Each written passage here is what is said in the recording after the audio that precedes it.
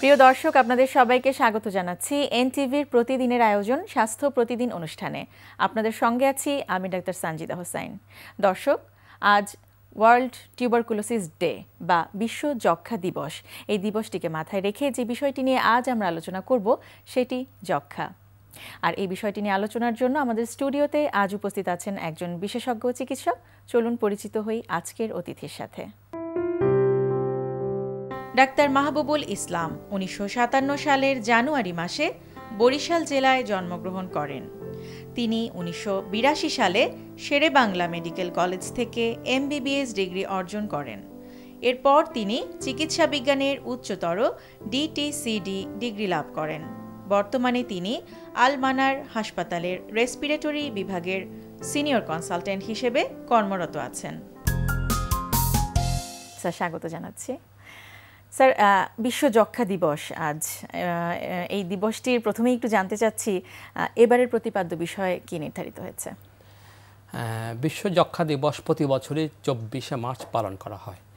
কেন পালন করা হয়? যে 1882 সালে, মানে আজকে থেকে 135 বছর আগে এই দিনে রবার্ট কক নামে একজন বিজ্ঞানী এই জীবাণুটাকে আবিষ্কার করেছিলেন।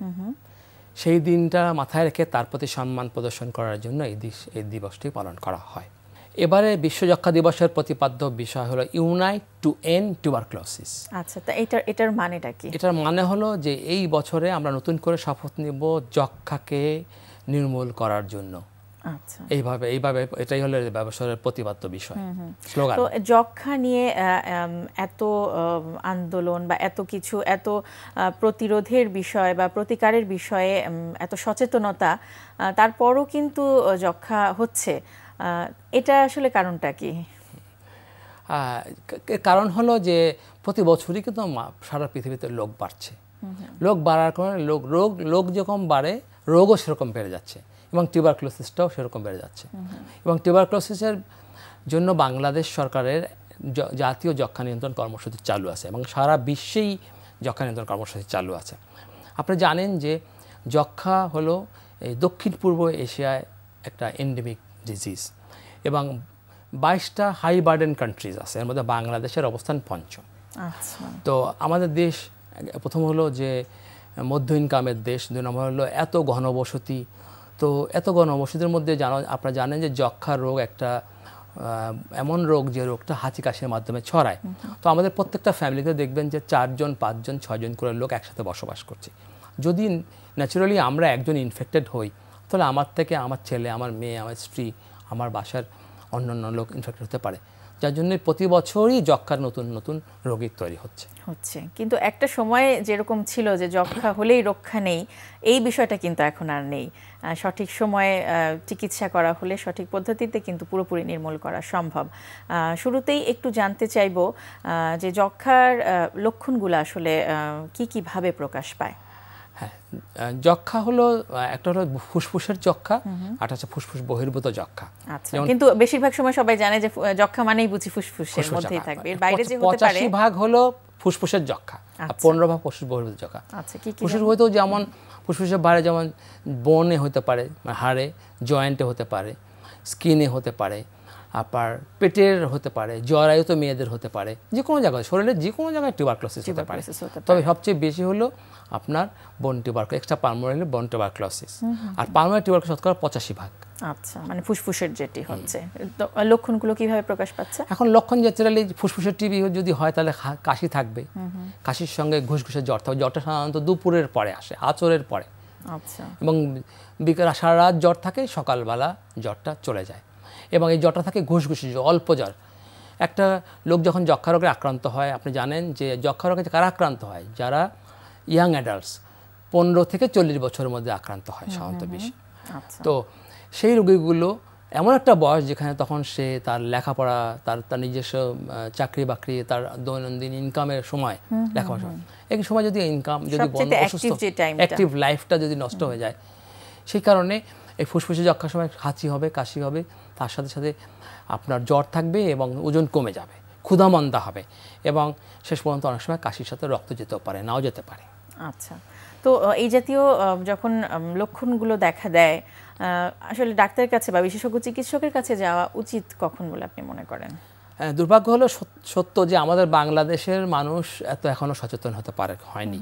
এই জন্যই কিন্তু বিশ্ব যক্ষ্মা দিবসের আসলে স্লোগান এবং বিশ্ব যক্ষ্মা দিবসকে সামনে নিয়ে আমরা বিভিন্ন প্রোগ্রাম করছি, এই সচেতনতা বৃদ্ধি টু ক্রিয়েট দি অ্যাওয়ারনেস। সেটা আমরা কিভাবে করি, একটা হলো যে এই যে টেলিভিশনে আজকে প্রচার করছেন আপনি, সেটা একটা ব্যাপার।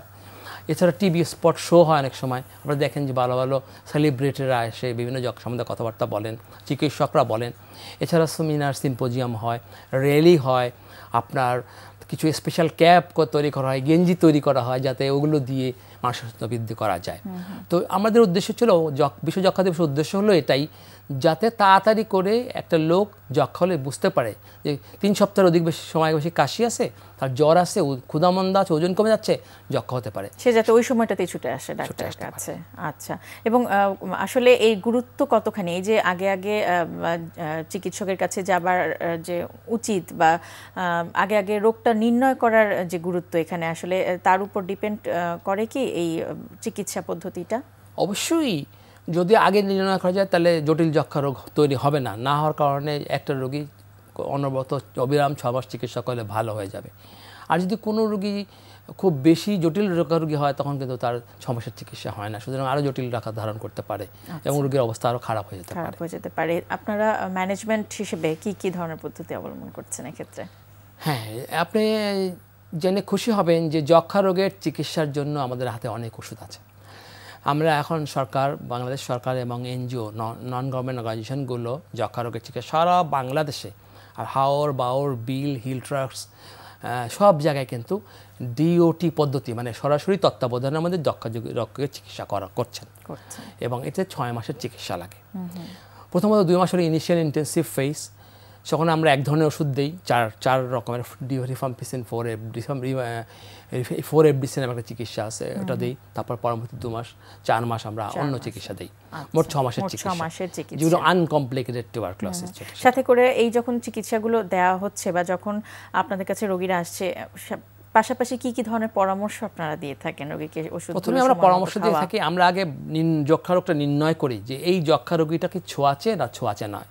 আচ্ছা, এটা কীভাবে করি? আমরা কফ টেস্ট করি, আমরা ফুসফুসের যক্ষ্মা রোগীকে কফ টেস্ট করে দেখি। যদি যক্ষ্মা রোগী ছোঁয়াচে হয়, তাহলে ওই ফ্যামিলির যারা আছেন, তার স্ত্রী, তার পুত্র, তার অন্যান্য আত্মীয়স্বজন যারা এক ফ্যামিলিতে বাস করেন, ওদেরকে স্ক্রিনিং করে নিতে বলি, কফের মাধ্যমে অথবা বুকের এক্সরে করে। আর তারপর আমরা চিকিৎসা আওতায় নিয়ে আসি। চিকিৎসা, আপনি জানেন যে চিকিৎসাটা একটু লম্বা, অন্যান্য রোগের চেয়ে এই চিকিৎসাটা লম্বা।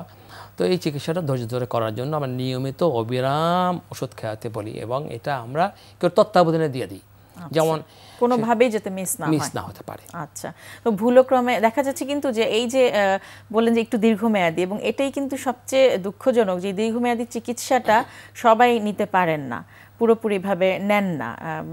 কারণ একটা সময় যখন একটু ভালো বোধ করেন, বিশেষ করে যারা দরিদ্র লেভেলে আছেন বা অশিক্ষিত, শিক্ষার কম শিক্ষিত যারা, তারা কিন্তু এই কাজটা করেন। তাতে করে আসলে কি ধরনের ক্ষতি হতে পারে, জটিলতা? হ্যাঁ, আপনি জেনে খুশি হবেন যে এখন যক্ষ্মা রোগের যে চিকিৎসার যে নেটওয়ার্কটা সারা বাংলাদেশে আছে, জিও এবং গভর্নমেন্ট এবং এনজিওর মাধ্যমে, এখানে ডিফল্টটা হয়ে যাওয়া, এরকম ডিফল্ট হয়ে যাওয়া খুবই, রেটটা খুব কম এখন বর্তমানে, বিকজ বিশাল একটা নেটওয়ার্ক আছে জিও এনজিওর কোলাবোরেশনে।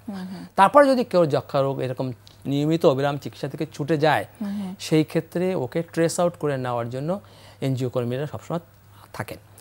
যদি তারপর যদি এখানে চলে যায়, মানে আপনি মনে করেন যে কমলাপুর রেল স্টেশনে অথবা সদরঘাট স্টেশনে অনেক ভাসমান লোক থাকে, সে টিবি রোগী, তাকে সুস্থ হচ্ছে, সে আজকে কমলাপুর, কালকের দিন সদরঘাট, পরের দিন মোহাম্মদপুর, অথবা পরের দিন আপনার ঝিকাতলা অবস্থিত থাকে, এরকম বিভিন্ন জায়গায় থাকে।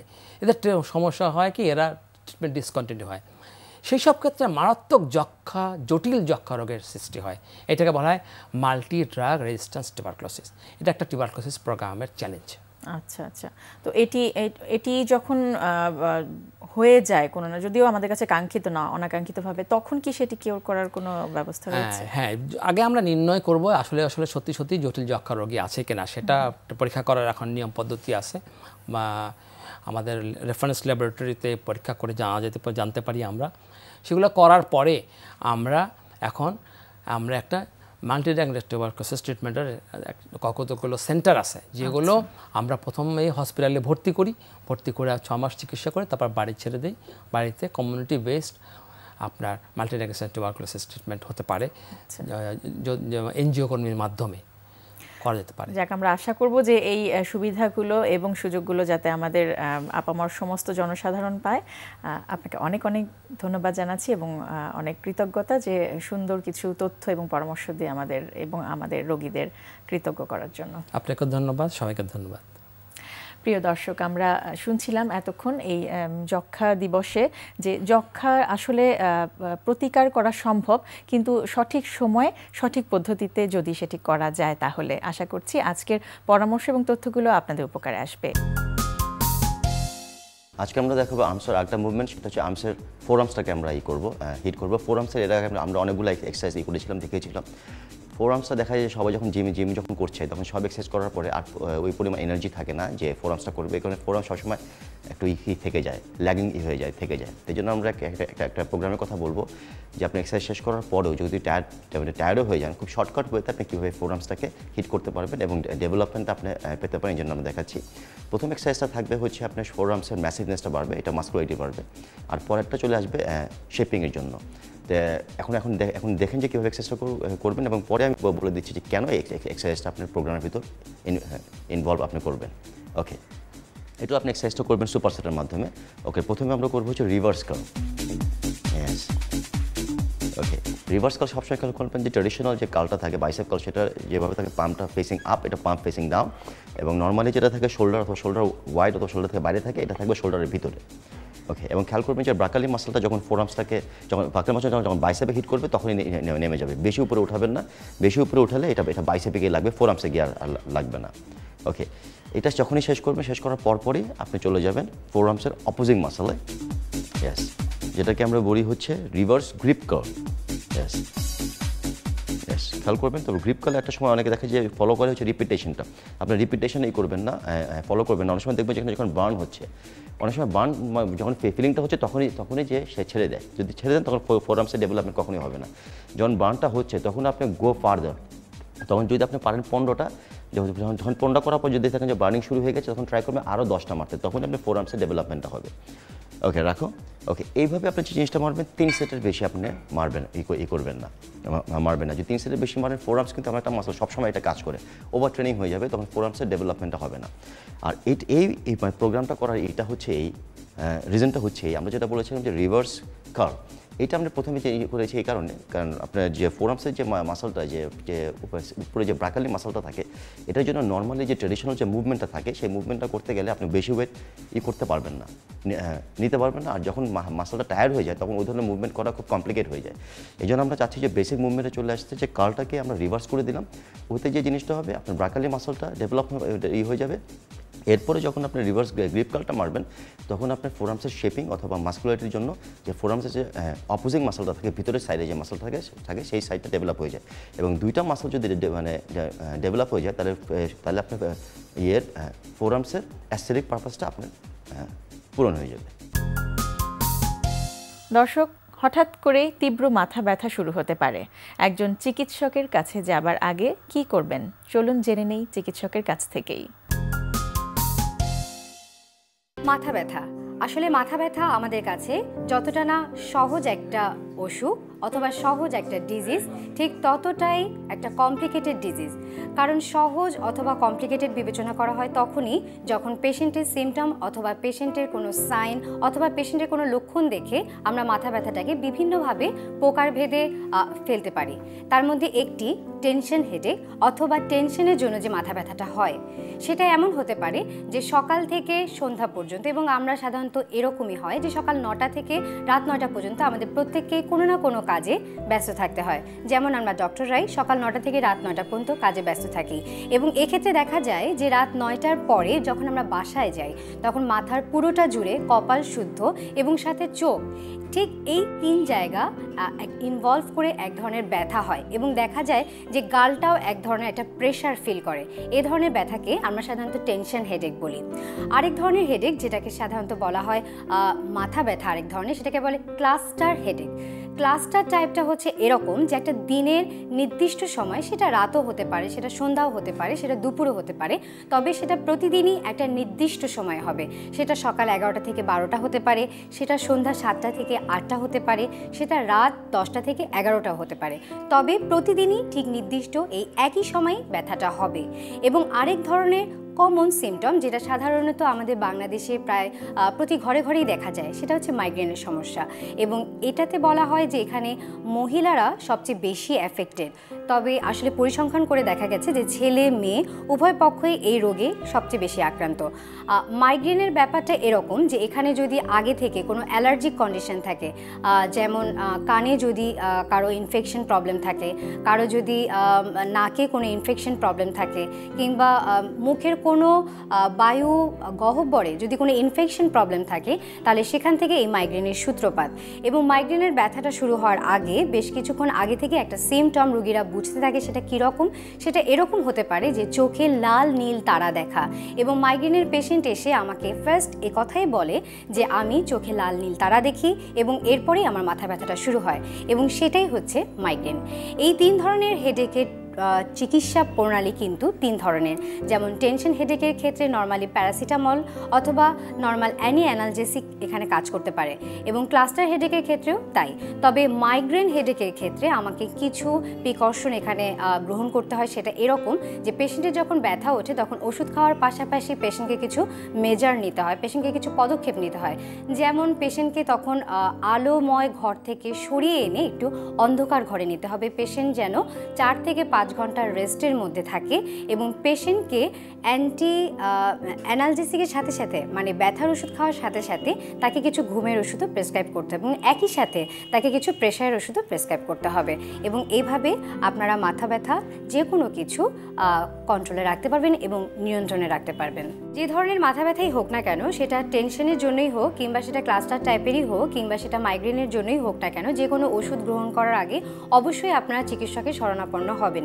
যদিও আমরা ক্লাস্টার হেডেক অথবা টেনশন টাইপ হেডেকের জন্য এইসব মাথা ব্যথার জন্য আমরা নর্মাল ব্যথার ওষুধই খেতে বলি, কিন্তু তারপরও অবশ্যই আপনারা চিকিৎসকের পরামর্শ অনুযায়ী এবং চিকিৎসক কী বলে সেই অনুযায়ী আপনারা ওষুধ খাওয়ার চেষ্টা করবেন।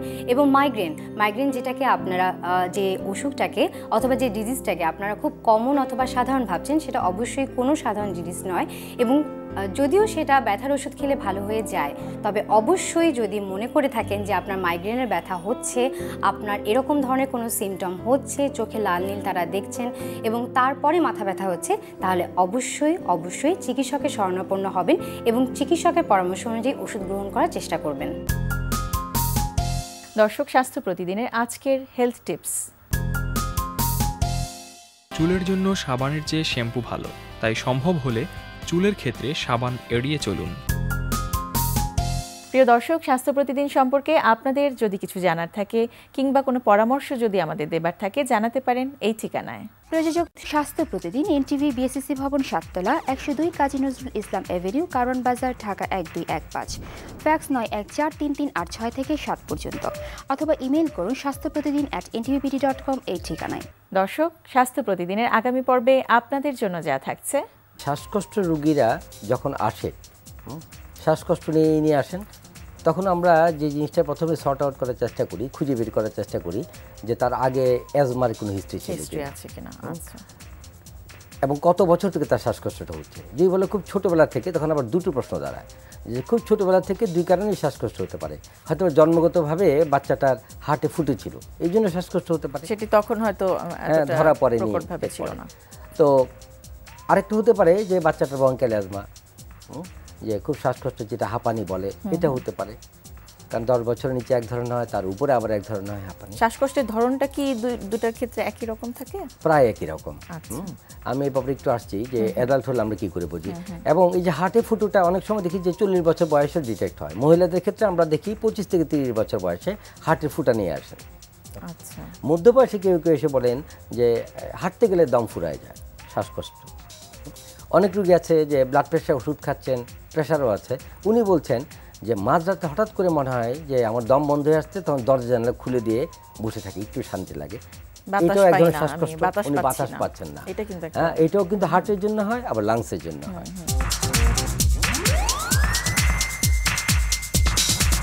প্রিয় দর্শক, বিশ্বের যে কোনো প্রান্ত থেকে যে কোনো সময় এনটিভিতে সম্প্রচারিত আপনাদের পছন্দের অনুষ্ঠান স্বাস্থ্য প্রতিদিন দেখতে চাইলে ভিজিট করুন আমাদের পূর্ণাঙ্গ ওয়েব পোর্টাল www.ntvbd.com। আজ এ পর্যন্তই। আপনাদের সবার সুস্থতা কামনা করে বিদায় নিচ্ছি। আগামীকাল আবারও দেখা হবে ঠিক একই সময় এনটিভির পর্দায়।